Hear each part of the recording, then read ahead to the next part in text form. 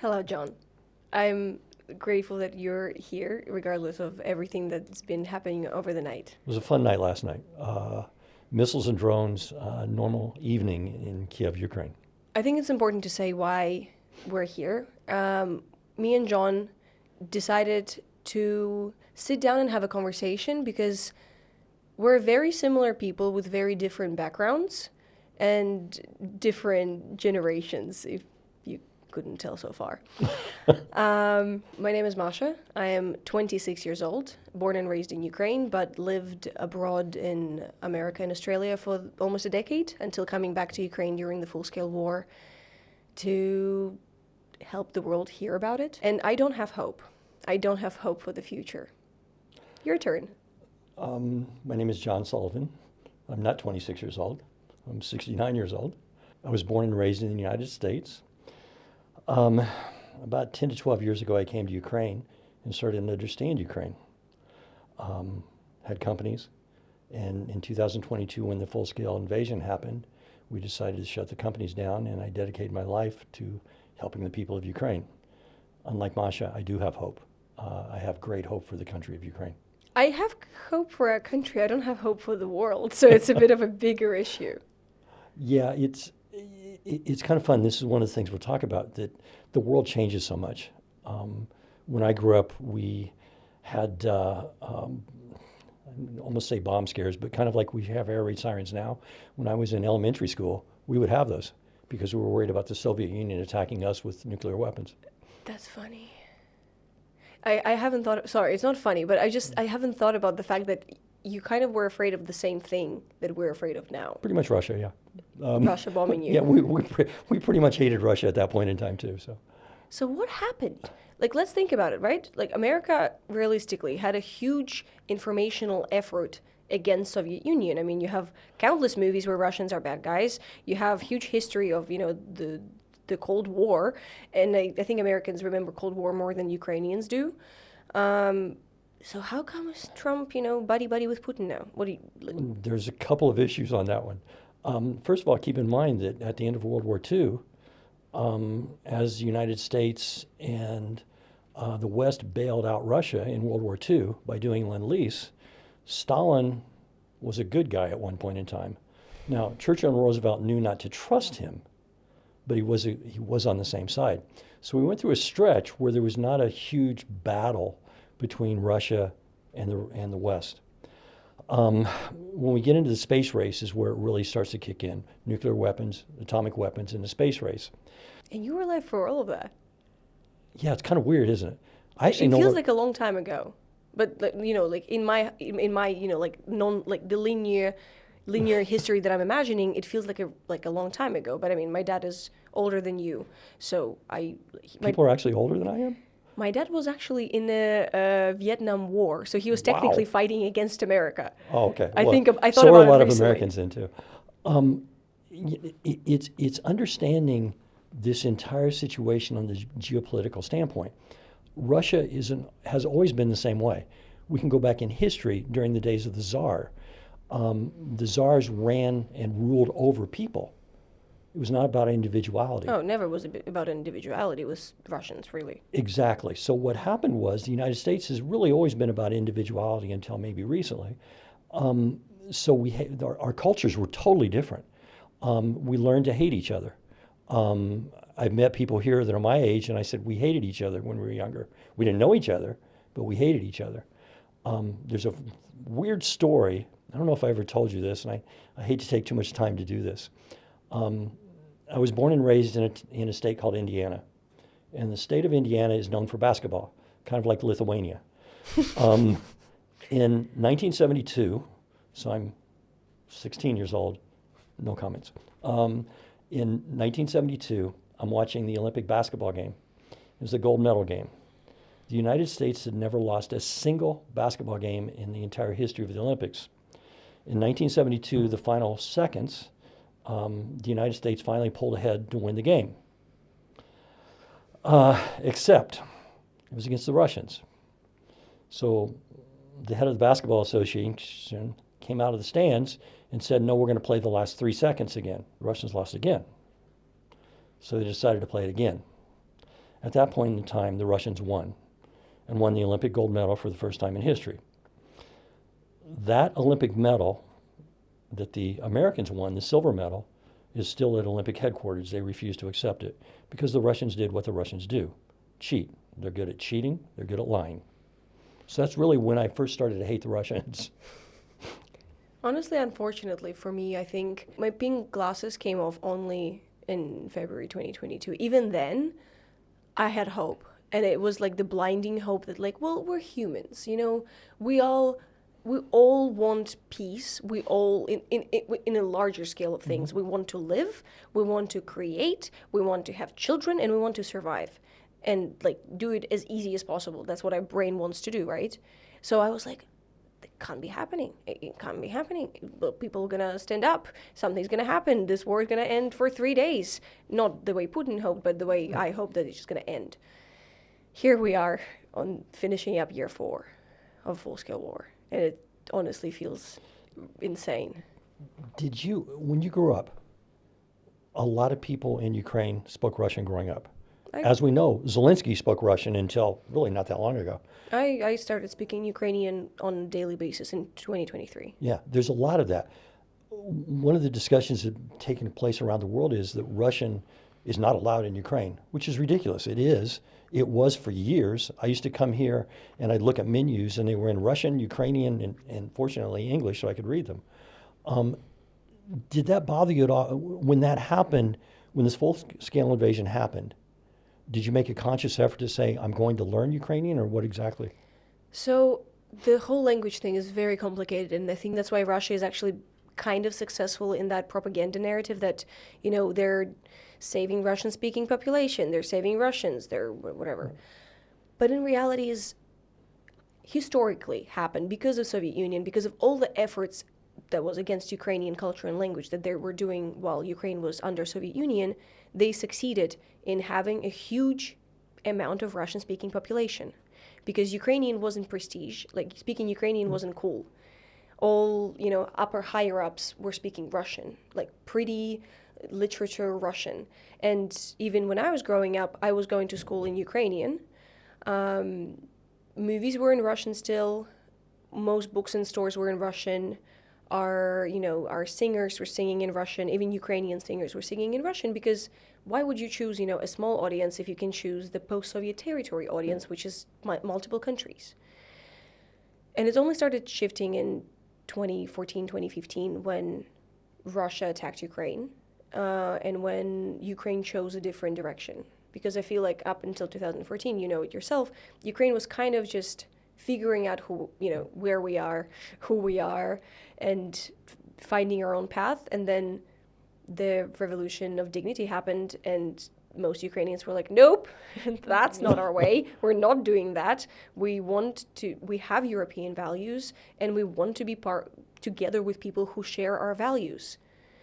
And we don't share our values with Russians. I mean, as you said yourself, Russia was never about individuality. Russia was never about humans.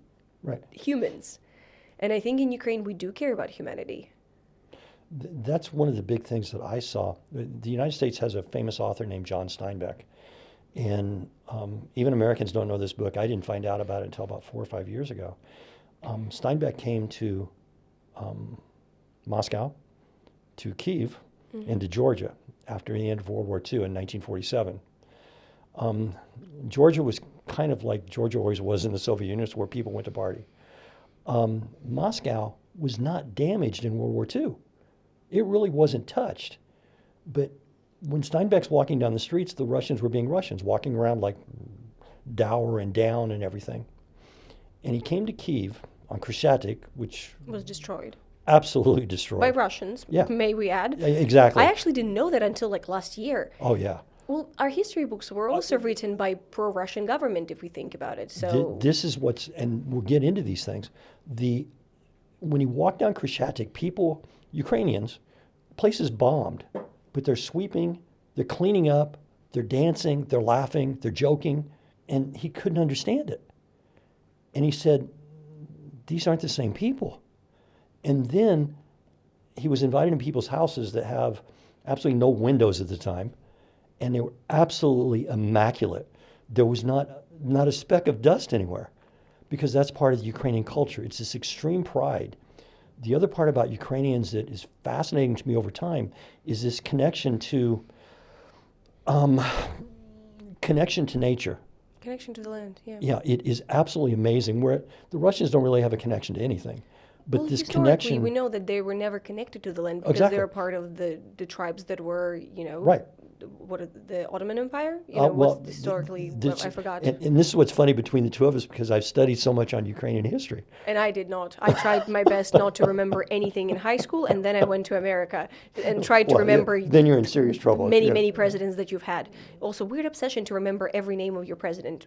In Ukraine, we don't have that many, so it It's wasn't. easy when you go It was 1991. easy, and then in America, they're like, "Do you remember your fifth president?" And I was like, "Why?" If they ask me, I would say, why? Let me look it up. All of this it's understanding these cultural differences. When you look at Kyiv, which was 488 when it was founded, I believe. Was it 488? Well, Kyiv, technically, if we think about it, Right. is the birth of Kievan Rus. So Kyiv technically was founded somewhere in like 9th century. Yeah. Because we already have a Saint Sophia Cathedral that was Yeah. built then, and it was already in Well, Kyiv. when Kiev Rus happened, was actually Kiev had actually had been founded like 4 centuries before that, and then of course you went down by Tripilia, which may have been one of the first cities in the world that we found out in history. So you go from this thing in Kyiv where Vladimir decides to bring Christianity essentially to Ukraine in the time of Kiev Rus. He looked at the Catholic religion, he looked at all the religions, and went into the Orthodox religion. The weird part about this that people don't see is when you say Kiev Rus, or Kriv, see, I can actually say it right. When you say that, people think, oh, Rus and Russia. Russia did a great job with that information. It was phenomenal. And all that Russia as a name, first of all, it wasn't used, I think, until the 16th century. They were called Muscovy before that. It is essentially Greek for Rus. When we understand what Rus means, which is men who row, I challenge anybody to go to the Baltic Sea, down to the Black Sea, and go through Russia. The only way to do it is through the Dnieper River. So Do you think that's actually somehow connected to why Putin wants, to cut Ukraine by the Dnieper River? To finally have a proper claim on Kievan Rus? I have no idea. I mean, really, I don't think anybody knows what he wants. Yeah. The history of one people comes from a Gazelle that was written years ago. It was when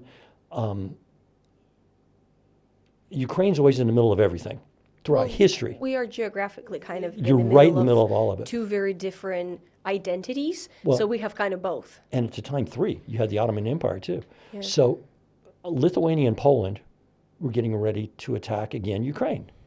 So Gazelle writes a story and writes his book about we're all one people, we're this and that, because he wanted Russia, which was a pretty strong empire at the time, To protect Ukraine. to protect Ukraine. That was the story. It wasn't ever true. When we look at Ukraine and the Ukrainian people, we have Kiev Rus. We have this people very connected to the land, very much freedom-oriented, very much individual freedom-oriented, hated autocracy at all. They didn't want to deal with that ever. Versus Russia, which is really more associated with the Golden Horde of Bhutan, because as they came through, they stayed longer in Russia. So you see this difference in the personalities. The Russians are very much of this clannish, have someone rule over us, and barbarians. We need to take more land, we need to take more Yeah. land, we need to take more values, and Exactly. take and take and take. And Ukrainians are like, just please, Yeah. please stop. let me plant my potatoes. That's just, right. just let Well, me be. And that really is, it's a simplicity. When I first came to Ukraine, and you and I talked about this one day, and I get this question from you, ask why I'm here. The answer is, Ukraine is the country of my youth. It is exactly like the best of what America used to be. It is about families taking care of each other. It's about beliefs in that. It's about individual freedoms. It's about having a chance to have a better life for yourself and your children. That's what the United States used to be. And I did say used to be. I thought you're going to appreciate, I was talking to my friend yesterday, and we were laughing that a good way to prove that Ukraine is a democracy is that, we don't have electricity right now. We, like, a lot of houses don't have water because of Russian attacks that we had last night attack. Like, it's just never ending. They're really are set on cutting Kyiv from our electricity grid and making sure that people are freezing and in the dark. And people are not angry. Like, we obviously are angry with Russians, but people are like, our mayor should have done a better job. Well, we should talk to him. We're going to write to our DTEC, which is our electrical, company, and they have to fix it faster. Like, democracy, like, they should be doing their job. They're not doing their job good enough because we don't have electricity. And Russians, when they have, when Ukrainians attack a Russian oil refinery or something, they're like, well, it's Americans' fault. It's all these Anglo-Saxons. Yeah. They're at fault of everything. And you're like, but how did you even make that connection? Like, if you want to blame someone, blame Ukrainians that are bombing you because you're bombing us. So yeah, I think Ukrainians know what democracy is just intuitively because that's kind of how we see the world. Like, we didn't have to be taught that. This is, again, history thing for you. My country is very proud of its constitution. We have 3 branches of government, executive, judicial, and legislative. And it was founded by Ukrainian guy, Philip Orlik. Yeah. I know they wrote it. It was actually almost 8 decades before ours was written. It was one of the first It was the first one to have that. Of that type, yeah. Because technically I think there's one constitution that's older, but it's a small... But they didn't have these 3 branches of government. And the purpose of it was to have checks and balances so you did not have an all-powerful executive branch. Now, we can argue that we're having problems with that in the U.S. right now. But that concept is part of the Ukrainian concept. Your hetmen were always this way. They didn't want them to be in charge forever.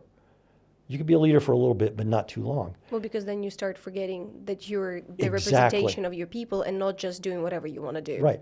And this again is part of Ukrainian history that I didn't know.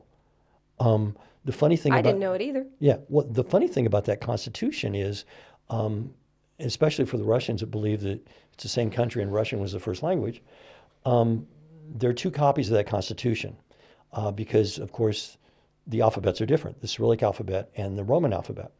The Roman alphabet or the or that version of it is actually in Sweden. Mm-hmm. The other version is actually in Russia, and it's written in Ukrainian. Oh yeah, it's really that's why they keep stealing our historical evidence and our cultural evidence, because we have proof that we are not the same people, that Ukraine was here forever. The same logic as that.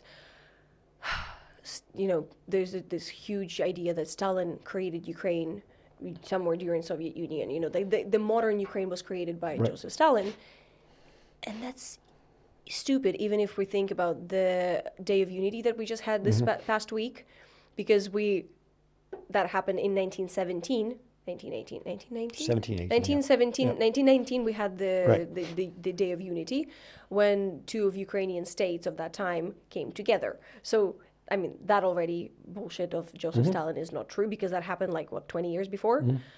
Not 20. My math is really bad. Nobody checked my history. It's because you got enough sleep last night. Yeah, sleep was very minimal. Sleep was not good. But I think it's also, we'll come back to the sleep in an attack. But I also was reading some articles this week, because we're coming on to next week. We have the Day of Remembering Holocaust. And I was reading this article about how World War II and how Holocaust changed Ukraine. Because obviously the war was happening on this land as well. And Ukraine actually had a huge population of Jewish people, ginormous. And prior to World War II, we actually had more Jewish people than Russians.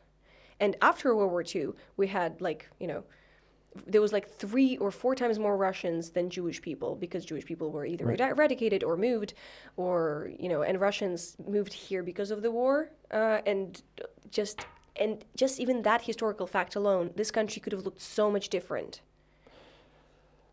Just from that, short, 4 years that, obviously changed the whole world, not just Ukraine.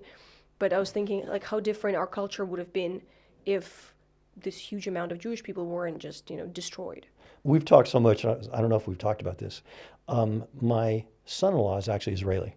My daughter is actually a Jew. She converted a few years ago. My grandchildren are Jews. There was a famous event that happened here called Babi Yar. And I'll always remember I went there and there's a statue of a person and broken toys. I think it's a little girl if I remember. And I remember standing there and I had tears in my eyes because it dawned on me that if my grandchildren were alive then, they would have been killed by the Nazis. And is it terrifying numbers? I mean, Babin Yar is just one example. We had a Yeah. bunch of them, obviously. Right. But I was reading that Babin Yar, I think in 2 days, there was more than 30,000 Yeah. killed. In 2 days. Well, and it was not just Jews. I mean, It was anybody who was and it was supporting actually Jews. Ukrainian nationalists also. Yeah. But all the situations. But this is what we saw, and as you said, people did not understand there was a huge Jewish population here. They also blame Ukraine for a lot of anti-Jewish sentiment, and the reality is that during the days of the Tsars, where the pogroms were happening, the last blood libel trial in Europe happened in Kyiv in the early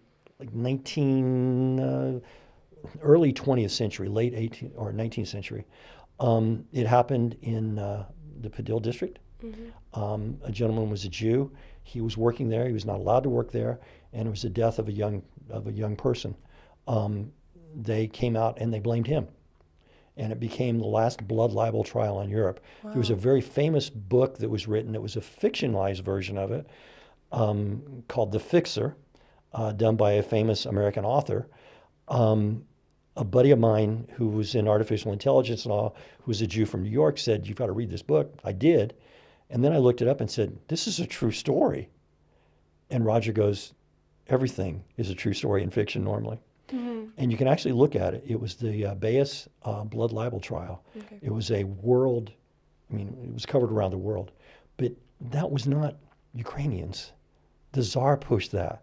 A lot of negatives that are pushed on Ukrainians come from Russia. Yeah. And nobody wants to admit it. You mentioned the Holocaust. I mean, we know, and a lot of people around the world don't understand, that Ukraine went through a couple of these, but the most famous one was in 32 or 33 was the Holodomor. And we're talking 6 to 8 million people were starved to death. And Russia even then was able to spin that history to that, Exactly. Oh, there is not enough grain, there is not enough something, they're not working hard enough, whatever. Like there was or always... we want to steal their food. Yeah. Or we're not allowing people to grow, or anything that they grow we're going to take, and then anything that they can physically eat we're going to take as well. And this was, when we look at this history and we go all the way back, you mentioned the Ukrainian language, that was back to the days of the Tsars also, that they tried to destroy it. There were time frames where the Ukrainian language, they could not publish books, plays, or music in Ukrainian. In Ukraine? This was insane. There's so many artists and authors that were killed because they were continuing to create something that aligns with Ukrainian culture. Maybe not even in Ukrainian, but that represents Ukrainian culture or in some sort of way doesn't destroy it. This is one of the things as I learned about Ukraine and Russia, comparing the two. Ideas, concepts, artistry comes from an individual. It cannot come from the system. It cannot come from the system, exactly. So what would happen would be you had a situation over time where Russia would start to lay off a little bit, not really pound on Ukraine so much, and Ukraine would start to flourish, and they'd pound them again. And this has happened throughout history, because the truth of the matter is, if you look at the Ukrainian culture, some of the classical music that was done during the days of Tchaikovsky, people have never heard. There's a famous professor in the U.S. at Duke University that has pretty much all of the music, and it will start being performed. It's kind of jazz sounding, it's wild, but nobody saw it because the Russians would not allow it to be seen, because the reality is, if Russia allows you to thrive, then people will see exactly who Russia actually is. And this is what this war is about, besides natural resources that Putin wants.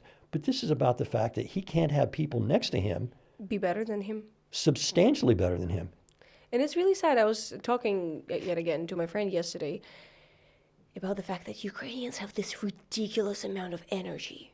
I have never met people with this much just energy.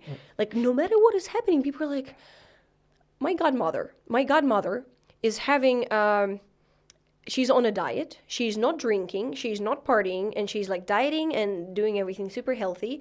And I'm like, how do you survive? Like, there's so little things that make you happy that we have left. I mean, down to just being warm and, you know, being able to watch Netflix and cook warm food not over a gas stove. And people are still like, no, I need to limit myself, so I am more strong and I'm more focused, and I myself was having a sob today about the fact that I don't know what I want to do in my life, and I don't see the future, and I don't understand what my values are. And realistically, at night, we were all listening to zirconium missiles and ballistics and all of these ridiculous, huge, scary things that were flying in our airspace to kill as many people as possible and also leave the rest in the dark. And we're still like, nah, whatever, that's fine, because humans, we adapt. I mean, that's literally the main, I think, determining factor about humanity. We can live in whatever circumstances. We're like fungus. Fungus? I think fungus can survive. Fungus would work, yeah. Again, this is a viewpoint coming into this part of the world never seeing. You're right, human beings adapt. The weird thing is how easily Ukrainians adapt to anything. I had a speech to give in 2022 in December, and there was a shirt that I wanted to wear, and it was when Zelensky, when he was not wearing suits at all, and he had the T-shirt said "The Power of Freedom" on it, and I wanted to wear it. I was going to wear jeans and everything in front of these people who were paying $500 a plate for dinner, and I'm doing the speech. I'm wearing what I want. So I go from Kyiv. I go to the left bank, and I go to River Mall, which is a great mall. Get out of the car, and I look in, and it's pitch black. There's no lights anywhere. Now, I'm from the U.S. So you assume it's not working? Oh, not working. People are at home for like a week. So I walk inside, and the people inside that are working have like headlamps on, and everybody's shopping with their phones. Because Ukrainians adapt. Whatever you throw at them, the answer is, and I said this to you today about something, the answer is, no problem. I'll figure it out. Yeah, we'll figure it out. We'll go on, and we will survive, and we will do better because of it. And that's a very unique Ukrainian trait. I think this past several weeks were a great example of this, because if you've ever been to Europe, you know that like little snow and the entire city stops. Schools are stopped, public transport is stopped, everything is stopped. In Ukraine, we've had the biggest amount of snow in the last like 5 or 6 years, the coldest temperatures that I remember in the last decade. Ridiculous situation, like humanitarian crisis with electricity and water and all of this stuff. And I'm not joking. Most of Ukrainian social media of like people talking between themselves being like, this is actually not that bad. I'm so happy that, the natural crisis is not as bad and we actually still have snow. Yep. I haven't built a snowman in like 5 years. I went and did it right now. Unfortunately, can't warm up at home because it's cold, but whatever. Yeah. It is so insane. You were talking about like water and things like this. There were two things that really stick in my mind over the last couple of weeks. One was when especially the high-rises had no electricity and no water. Well, most people are panicked at that point in time. Any place in the world. It feels terrible. I mean, your apartment doesn't feel like your home anymore. It feels like a cardboard box where you're going to end up dying because there's nothing there, just the walls. But what did everybody do? A lot of people went outside, started fires, cooked outside on fires, danced and enjoyed themselves. Yeah. It was like, and I looked at this and I went, what? And then went back inside and it felt warmer because it was so cold outside. The other weird thing that happened was that situation in Lviv was just amazing to watch. The lady, Ukrainian streets, Ukrainian everything is always clean. We try. We can say things about the mayor right now, which people are saying that the streets aren't as clean as they used to be. I mean, considering the war, considering all of it, bad. I honestly was shocked when we were filming in Kharkiv last year. And there's an attack happening at that time because it's Kharkiv, so there's attack happening constantly. Right. And then there's, cleaners, the street cleaners, I'm not exaggerating, they're wiping the light poles. Mm-hmm. They're wiping. They're not sweeping the streets. They're not, destroying, cleaning the rubble from some destruction. They're wiping the street lights. Right. The one that happened in Lviv was Lviv got hit by a drone of some type. and it was at one of the parks, and there's a statue at the park, and they show this lady is shoveling snow. Now, there's an air raid siren. Now, okay, should we go hide? Should we do a lot of things? Yes, but they happen all the time. You live your life. So she's shoveling snow. There's an air raid siren, and you see an explosion probably 20 to 30 meters from her, and pieces fly by. And 30 seconds later, she goes back to shoveling snow.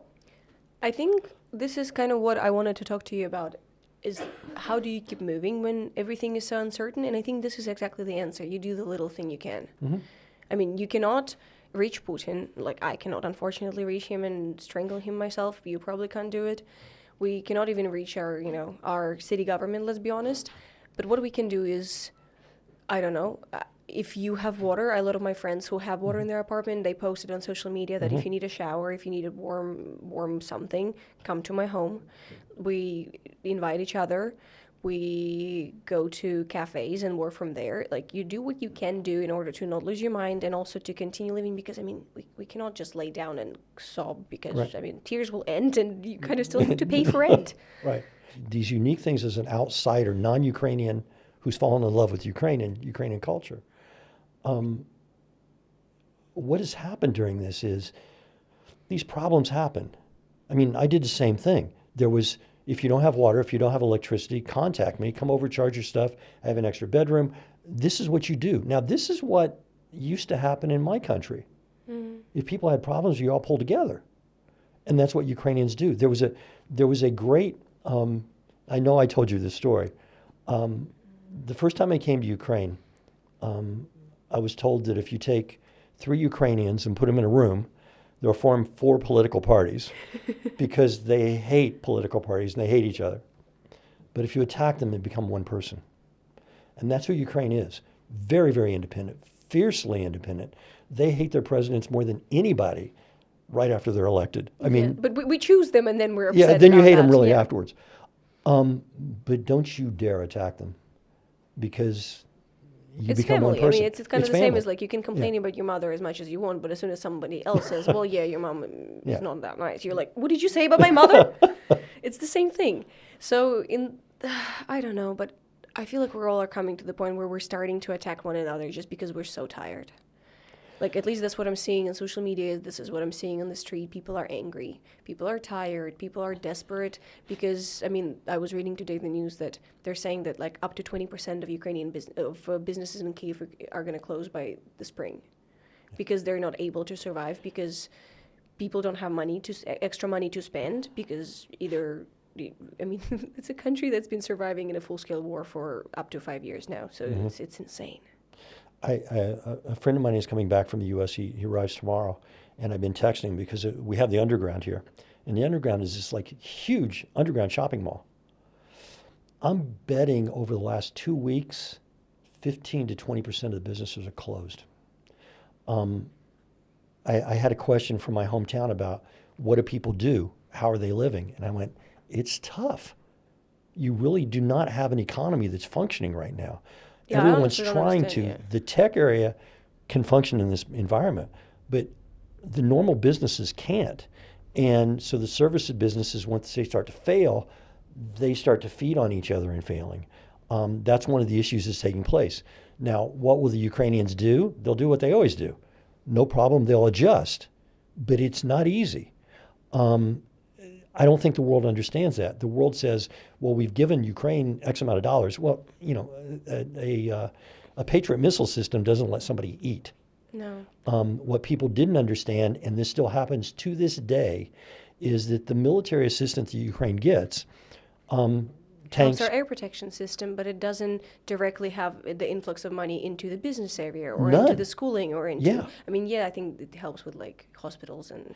It can, Stuff but like that, but then but- we get to the situation of what's happening in the front. I mentioned this to some people in the U.S. and I said, look, we bring tourniquets for the soldiers because that's not provided. Ukraine does not have the budget. Everything is going into the war right now.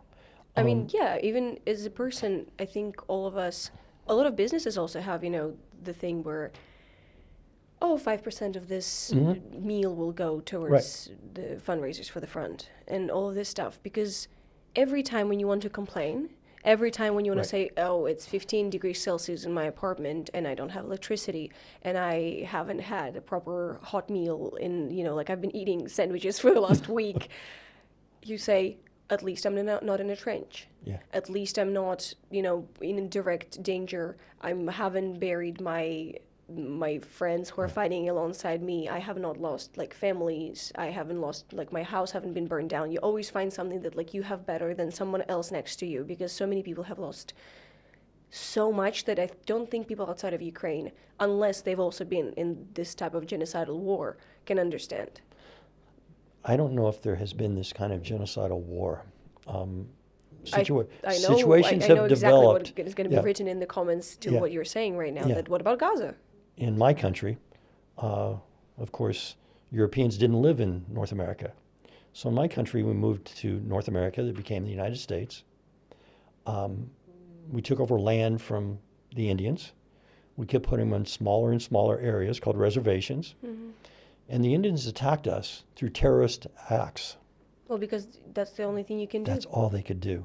So do I blame Israel? Not totally. Do I blame the Palestinians?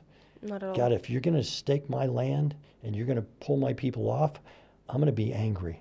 And we I'm have to gonna fight figure back. out how to deal with this. So again, that's not a popular stance. It does not make me certainly anti-Jew because my daughter and my grandkids are Jew. But also, we all know that I think I might get hate for that not every Russian is at fault for this war. It's the same thing. You cannot take the entire nation and say it's your fault. It's the government, and it's the people who are supporting the government and supporting whatever their government is doing with their action and with their taxes. So I do blame, those who are doing nothing. But at the same time, wherever you're born or whatever your nationality is doesn't define you. No, it's what you do.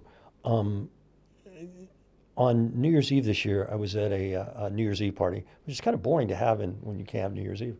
Yeah, it's sad when you have to be at home by Yeah, exactly. 11:30 or Yeah, 12. or you sneak home. One of the people who was there is actually at University at Yale. When the full-scale invasion happened, she was in Russia. She is Russian. She wrote a letter condemning it. 15,000 students and professors signed that letter. She's not a bad Russian. Of course, she had to leave.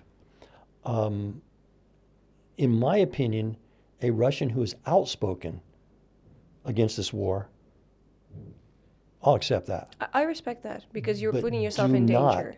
say, okay, well, I'm going to look the other way. Putin supports me, therefore I can't do this. Don't be a hockey player in the NHL in the United States and not say anything about this.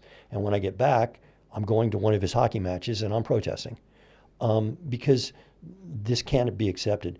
You cannot accept You what can't be Russia passive. is doing. No. And I think the same comes to US, that I think it's really hard for us in Ukraine to remember that every country has their own issues. Every country has their own pains, and people will always choose their own suffering, like how to fix their own suffering over how to fix their neighbor's suffering.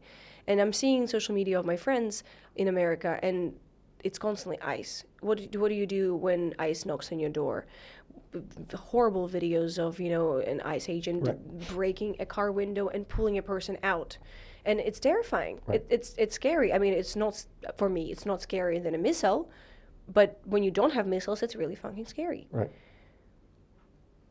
But people who are passively ignoring what's happening in America, I think, are as responsible as Russians who are, agree. saying that, oh, well, our president, we chose him, so now we have to support him. Well, did we? Well, somebody chose him. Very interesting situation developed this time. Donald Trump was not well liked. He lost in 2020 because he's an obnoxious ass. He's arrogant. He cares about nothing about him except And himself. he doesn't seem that intelligent, if I'm being honest. Never was. I mean, when you call Greenland Iceland, give me a break. So that was issue one. He loses in 2020. He takes 4 years and just complains, I won. 2024 comes along, and the reality is he should have lost. He won for one reason. The Democrats nominated a probably one of the most horrendous presidential candidates in history. She was unqualified, not even liked by her own party. So when the election happens, it actually is one of the closest elections in American history. I saw that because Now- I mean we all were sitting here in Ukraine being like, I don't know who's worse, but let it be the better one. Yeah, well- let it be the better one. I don't know if there was a better one. The interesting thing was, I am a lifetime conservative Republican. What does it mean to you? Because people in America identify a lot with their political side. What does that mean to you? What it means to me, and we don't have a Republican Party now, Republican Party conservative was really based on more of our values of family, more of our values of helping each other, more on our values of not depending on the government to help us, more on the values of our Constitution, So following less the law. individualistic, less... Substantially more so. What happened is we've gotten away from that. When 2016 happened, I voted for Trump. There was a reason. I knew way too much about Hillary Clinton. 2020, we knew you could only be in 2 terms. And Biden, to be honest, was a horrible candidate too. So I did vote for Trump in 2020, knowing I couldn't stand him, but at least he could be controlled. He's a lame duck. 2024 happens. I'm sitting back, and I talked to friends of mine that were Republicans, and I went, he's lost his mind. And I said, but she's so bad. And a lot of us had that feeling. Now, did I vote for Kamala Harris? No, I voted against Donald Trump. Therefore, I voted for Kamala Harris. The weird thing is that Trump was elected by less than 34% of the population, because almost 34% of the population did not vote at all. What do you think that's about? Because the candidates were so bad. And as I said, I know people that did not vote because they could not stomach voting for Harris, so they didn't vote at all. But isn't it worse? Because I know that like the general idea is that you have to vote because when you're not voting, it's easier to like fake your vote. It's because you're Ukrainian. Well, yeah. But that's part of it. That's part of, you mentioned democracy in Ukraine. It's funny, I've seen so many situations. The government can make a decision in Ukraine, and if Ukrainians don't like it, they protest. Yeah. I've they're- been personally on 2. Well, 3. Well, 2 bigger ones. I've been technically on the Revolution of Dignity as a child. My mom locked me up after that, and I could not participate anymore. And then this summer, we've had a pretty big protest against the decisions. Exactly. And this is fascinating for people around the world. People will say, well, why aren't people protesting as Zelensky? Because they're not ticked off at him. If they were upset, there are people in Maidan. It will be packed. This is part of this thing. In America, we've gotten to the point where we accept. And that's scary. It is very scary. It's allowing us to see the ICE situation. Now, do we have an immigration problem in the United States? Yes. Yeah. Now, where the problem is, and this traces back to way before you were born, Nikita Khrushchev in the late 1950s made a comment and said, we will destroy you from within without firing a single shot. What has happened is, more than any country in the world, we've been hit by Russian disinformation, and it's polarized us. So in every subject, there's polar opposites. There's nothing in between. It's polar opposites. So what has happened is our Congress, and the Congress people, the House of Representatives is elected every 2 years. They're not going to take any stances so that they don't get elected. So they take these they stay in their same parties. They've done nothing for a number of years now. So when you remove the legislative branch from this Constitution that Orlik wrote, now you have the executive branch and judicial branch. If the judicial branch does not control it, guess what? You have a king. Yeah. And that's what's happened in the U.S. because our Congress people are not doing their job. Legislature because they're afraid to lose their position. Exactly. Because they want people to be happy with them. And so they get reelected and make more money. Yeah. That's reality. So that's why people aren't voting, because most of us don't believe that their voice matters. These extremes. Well, we don't believe the extremes. There was a vice president years ago under Richard Nixon. Sorry, let's stay on the extremes. Do you actually think that people don't believe in these extremes? Because I was in America right before the elections, and it felt very polarized. Like, I haven't been in America for up to 4 years at that Right. time. And America was very different. It was even more about things. It was more about comfort. People were more obsessed in their luxury items. Correct. And it was about things and things and things. Because people, I think, are trying to comfort themselves in any way they can. And the easiest way is to, order Uber Eats or whatever. But then we also have social media that is not, I mean, I don't know if it was, it kind of was created by Russians too. But, I don't think it's just the Russians and their info war. It's also just the historical place where we are now, because for the first time in history we are faced with this reality of echo chambers where we live in, because we have algorithm that shows you either what you think or something that you're so super against, so you will have some sort of reaction. It doesn't show you stuff that you don't care about. And realistically, some news have to be things that you don't care about, but you still have to read them anyways to understand what's happening. To see how everything fits in. This is the argument that's happening around the world right now. Everyone talks about freedom of speech.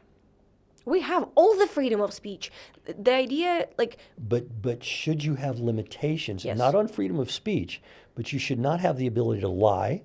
You should not have the ability to provide disinformation to cause anarchy.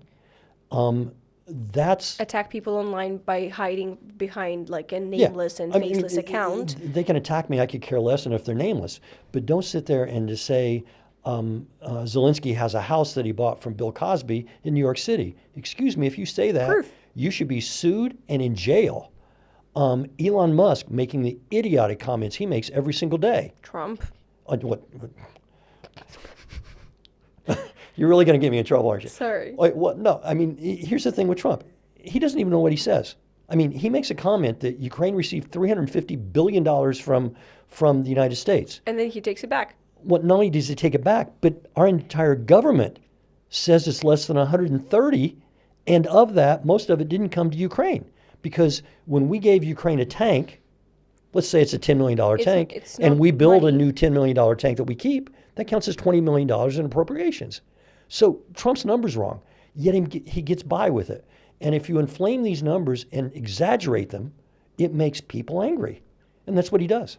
But do you think it's his tactic? Because I remember when he just became elected, and everything was very inflamed because he kept throwing around numbers or saying that, we're going to invade Greenland. Oh, nope, just kidding. We're not going to invade Greenland. He just keeps throwing these random ideas and random accusations and random plans.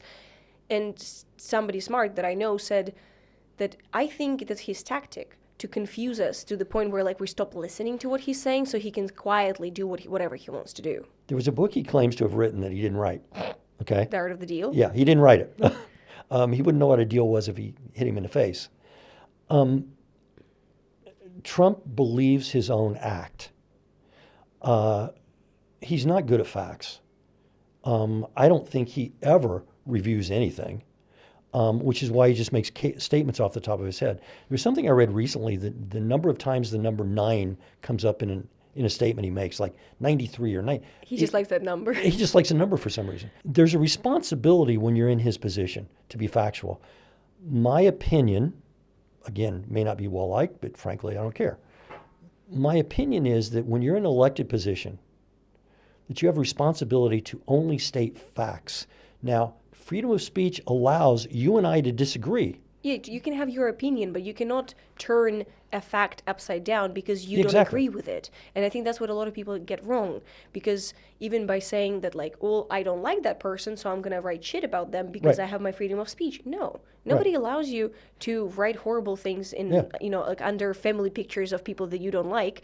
You can think whatever you want. You can say to your friends whatever you want, but publicly stating your opinions, for what? I think people forget that just putting your idea out there doesn't do anything. What's the point of just yelling your disagreements or your opinions?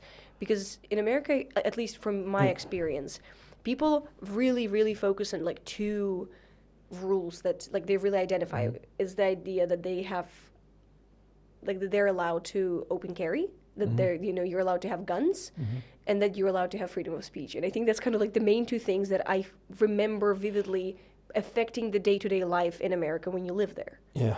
The open carry thing is it varies according to state.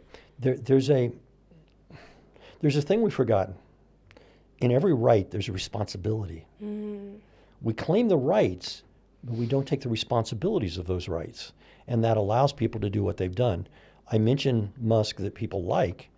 Elon Musk was sued, or excuse me, Twitter, and I will never call it X, was sued by Europe. Now, Musk said it was freedom of speech. No, it wasn't. Europe said you have to track whoever's posting. Because if somebody's posting these things that are lies, that are inflaming things, we need to be able to identify them. And stop it, yeah. He wouldn't do it. Europe now... He's an agent of chaos. I don't think he just wants to do whatever he wants. Exactly. Europe now is actually coming out with a new thing to compete against Twitter called W. Seriously? Yeah. That didn't read about that. was announced just recently that they're coming out with it. Wow. Which you can go in, you can be anonymous online, absolutely no problem. But it's tracking. But you have to put in who you are so that if you say something, they can track you. I see no problem in that. I hope that we're moving towards the way where, like, you know how we have like our identification number in our passport, and I think we're gonna come to a place where to be on internet you have to have some sort of identification number that aligns with you, because then your words have meaning and you're not just, you know, whatever you want to be on the internet and you can say whatever you want, because we are seeing how dangerous it is when there's no balance, when there's no checks and balances, because now everybody can do whatever they want. Right. And it's terrifying because there's no way to control it. And control is not about, you know, like saying that, oh, that one person is right and this person is wrong. You can think and say whatever you feel right. But it honestly feels like the entire world is either very passive or very infantile. Like, we have a huge issue of like just infantile adults who are making decisions on their wants and on their desires, but without zero responsibility for the planet, for the fellow human beings. And I think people who are more optimistic, they're like, well, like I used to be, well, we're human, you know, we all like one another and we don't want to live in pain and suffering. But then there's honestly what it seems like when we're reading news, that there's this group of people who honestly seem interested in the end of the world as we know it. They're building their multi-million-dollar bunkers, they're building their colonies on Mars, and they seemingly like, oh, whatever, it didn't work here. Right. We're going to build our own order where we're going to be kings again somewhere else. I'm probably the only person in Ukraine that does not have an Apple phone. That's true. No, that's not true, but there's a lot of... It's close. However, one of my favorite advertisements in history was an Apple computer ad. It was done when Apple first started. And you can look it up online. It's called Here's to the Crazy Ones. And at the end of the ad, it states those people who believe they are crazy enough to change the world are those that do. Now, what that is the power of individuals. Individuals as a group are more powerful than any autocrats, any technocrats, any Musks, Thiels, Trumps, etc. But we as individuals, with our individual freedom, control the world. If we abdicate that role, we see what we see. This again, you know, we get back to Russia, Ukraine. That's Russia. Russia's trying to destroy people. Like, Russia has destroyed people's will, so then they agree to anything. Whatever you have to do, you just blah, blah, blah. You know, I'm a lemming.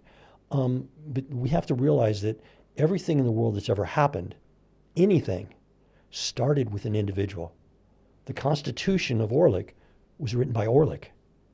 All of these things happened with one individual. I like that idea. When on better days, when I have more hope, I think that, you know, it doesn't have to be all the people in the world that wake up one day and say, well, I'm going to do something different. You know, like, I'm not going to only care about myself and only care about, like, enriching myself and making myself comfortable by making others suffer.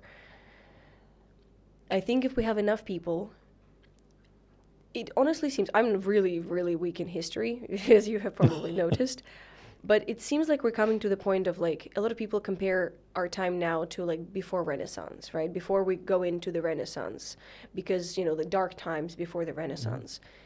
But I think we can stay in these dark times for a really long time before Renaissance happens, if it happens, because for Renaissance to happen, right, there had to be a small, at least, group of people who create something beautiful and who make something and who think differently. And that small group of people can inspire others because by making a life from one person better, that other person, it's a chain reaction, right?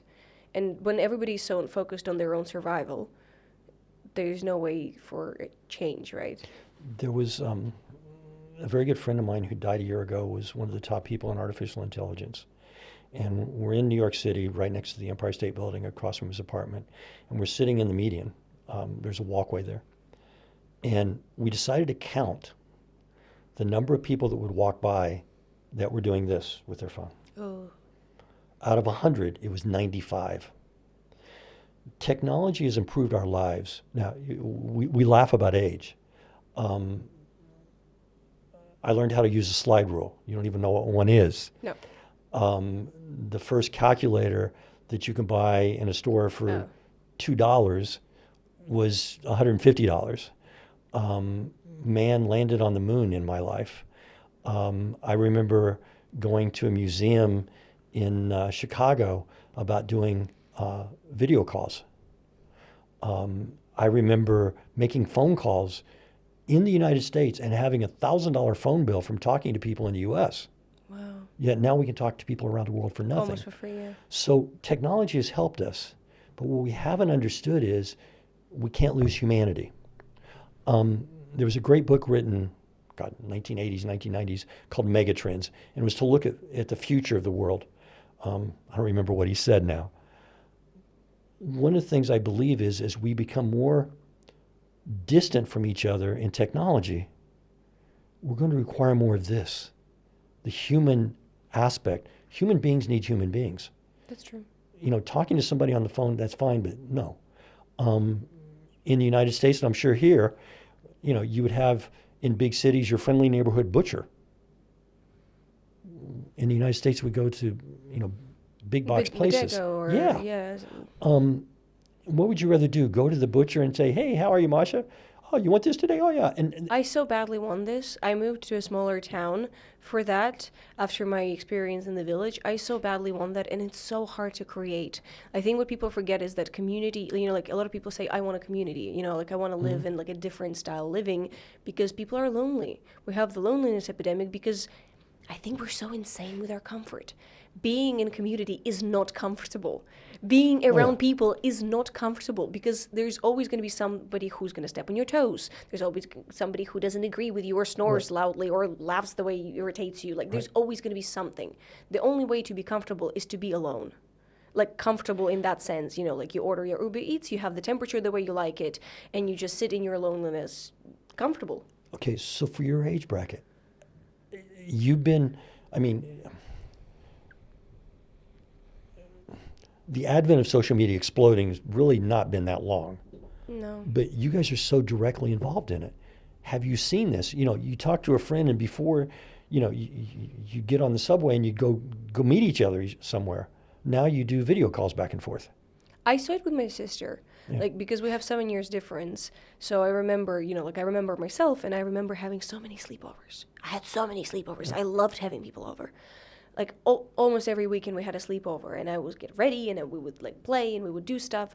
And she was, before TikTok was TikTok, it used to be Just Dance or something like that. It was called, not Just Dance, it was, can't remember what it was called. It was called something else. It was the same idea, but they were like, there was a lot of dancing there. Okay. And she had it from the moment it started. And yeah, she would, like, her and her friends would meet up and they would film something. Like they wouldn't play, they wouldn't talk. It already was, you know, still about the social media. Or like they would call over Zoom and over FaceTime and over whatever was available back then. Skype, RIP Skype. But yeah, like I remember when I moved to the US when I was 16 years old, we didn't have FaceTime yet. We had Skype. We didn't have video calls on WhatsApp. We didn't have video calls on Telegram. I don't think we had Telegram yet. But for me to talk to my mom, we had to log into Skype. So I maybe spoke to her over Skype, like actually seeing her once a week. Like on a daily basis, we just had a phone call. And I already remember thinking how grateful I was that I wasn't living 50 years before when you would have to write a letter and hope that it's going to come this month. We had phones then, come on. Okay, not 50 years, 100 years. Okay, I'm sorry. Actually, this last 2 weeks, there's been this trend going around social media where people remember where they were in, 10 years ago in 2016. Would you like to play a game with me to Oh my say God. where you were, like where you now, where you were in 2016, and just to make it spicy, let's do 2006. Oh, wow. 2016, I was in Ukraine. I was here. 2016, I wasn't in Ukraine. Really? I was You were already in in the U.S.? Miami. Yeah. I was in the US. No, I was traveling back and forth between Ukraine and the U.S. then. I actually was living in Palm Beach at the same time, so I split back and forth. 2006, I would have been in the same area. Had not come to Ukraine at all. As a So you've matter never of, been to Ukraine at that point. had never been to Ukraine. As a matter of fact, the first time I had ever been to Europe was in, God, I don't know the exact year. It's when Jenson Button won the Hungarian Grand Prix, because I went to that Grand Prix, the F1 race in Budapest. I traveled, I'd been to Fiji. I had traveled to the Caribbean and Mexico and things like that, but I hadn't traveled You that did much. the American travel, kind of like your surrounding areas, which makes sense. Yeah, which means I didn't need a passport actually. Well, Fiji I did. This is what's weird. This is where the age difference comes in.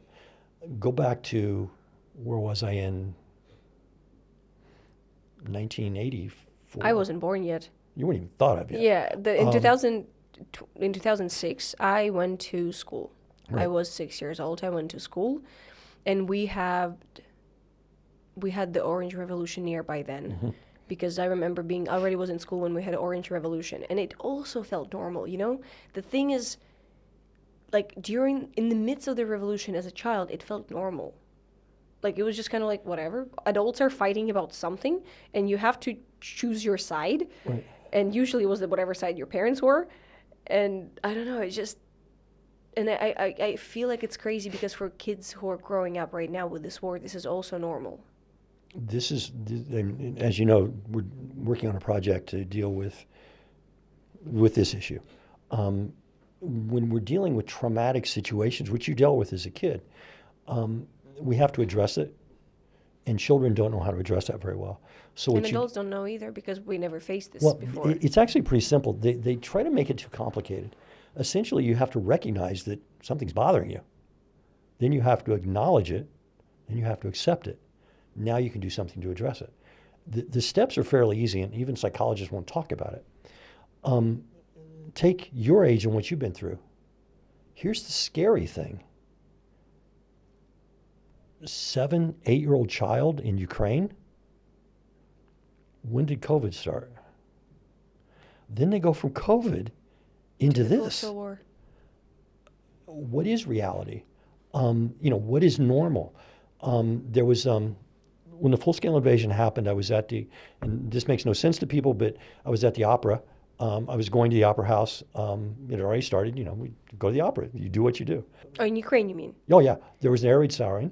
So, and why this happens, I have no idea. Everybody had to go outside. Well, we used to have different rules around. Yeah, I know. You had to go to like a bomb shelter. Yeah, well, this one, you had to go outside. And it was like, okay, whatever.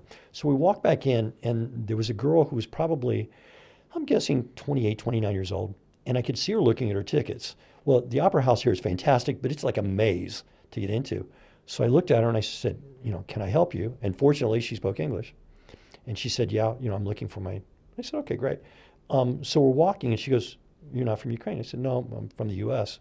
Where are you from? She goes, well, I'm from Kharkiv. I actually decided to come, into Kyiv for a while, and I'm going to go back. I'm going to go to Poltava where it's safer. And I'm like going, okay. It's like going from, I guess, Chicago to Detroit. As we're walking, because for some reason people find it easy to talk to me, she said, can I tell you something? And I said, yeah. And she goes, today when I got in here, after I woke up last night, I cried for like an hour and a half. I said, yeah. I said, you know why? You were dealing with Kharkiv, and Kharkiv is continual. It's intense. Yeah. Now you're coming into Kyiv, and it's a step down. It's not as crazy all the time. It's crazy, but it's not as crazy. So what became normal was Kharkiv, the insanity. Now she's dealing with partial insanity. And as you relieve that pressure is what starts to kick in the PTSD. And that's what she was suffering from.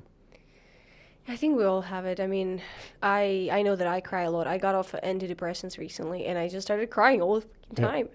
And I don't know if I need to go back on antidepressants or just allow myself to cry it all out because I can, and not many people allow themselves to cry because I do have a belief that as humans, we're here just to feel stuff, like Exactly. because the other beings can. Like we're here to feel this Right. experience and to just do our best with it.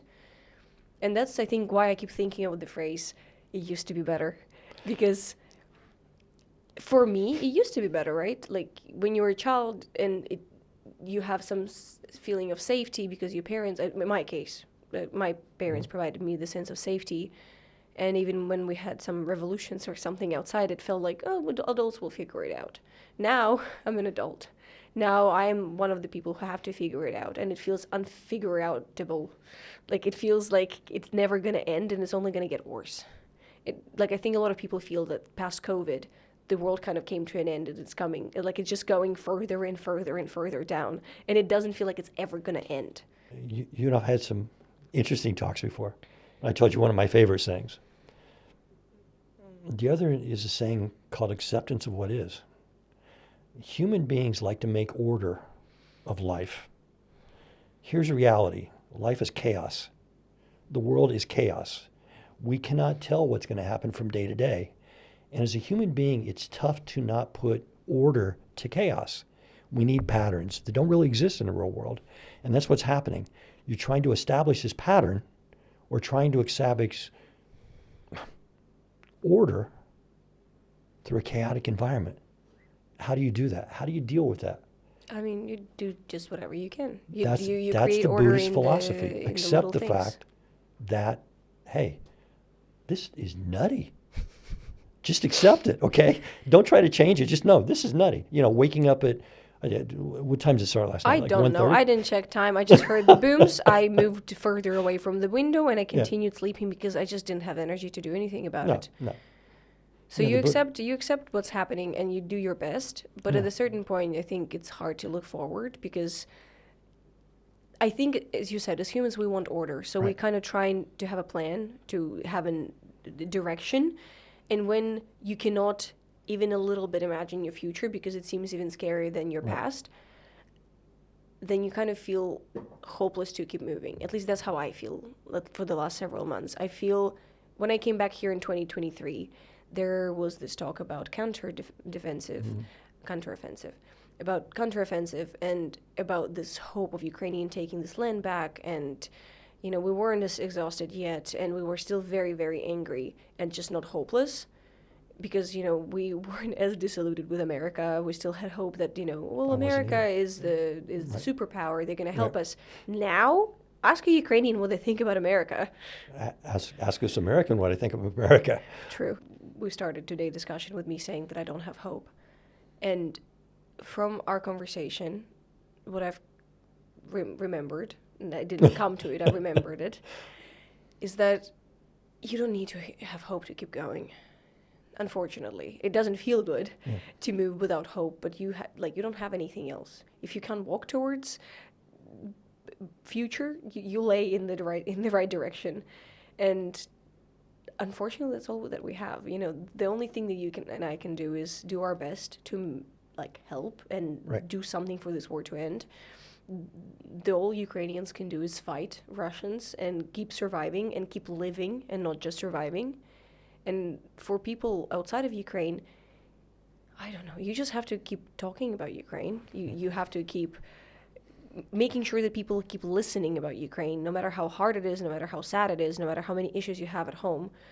That's your responsibility as a human being, to keep talking about Ukraine, to keep listening about Ukraine, to keep learning about Ukraine. And if you're in America, probably do your best so you don't become sick in Russia, because we have one and one is enough. And you don't want to live in Russia because you can see how hard we're fighting to not live in that system and live in that country. Masha and I have talked about what we're doing on a couple of these, and one of these issues will be about what is happening in America and how a lot of directions we're going are the directions Russia already is. There's been a big fight over the last several months about the Orthodox Church. A congressperson in the U.S. that I've challenged day after day, and she doesn't have the guts to talk to me, spreads Russian lies. Because the reality is the Orthodox Church is open every single day here. You have to understand the history of the Orthodox Church. You have to understand the freedom of religion in Ukraine. Catholic Church, Orthodox Church, synagogue, you name it, the mosques, everywhere. So this misunderstanding. So as an American, one of the things I try to do in the U.S. is to talk about this. I challenge people. I challenge I don't hate to use the term MAGA, but that edge, prove me wrong. Talk to me. But talk. Yeah, but ask. Don't assume. Ask questions. You want to know about Zelensky? Ask. I can tell you what Ukrainians think about him.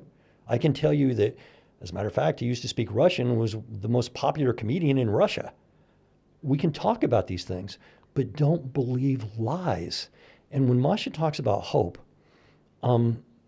it's tough when you're caught in the middle of this. Keep in mind, again, my business partner had said this to me. Don't focus on the problem. Focus on the solution. Because when we focus on the problem, we're stuck in the moment. Focus on the solution where we want to be and then work towards that solution. Now you have hope because you're accomplishing something to get there.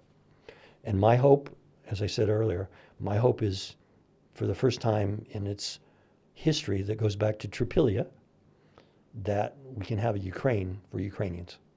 And my hope that we're going to learn how to talk to one another. And that's what we're trying to do here. Are we? I thought we were making fun of each other.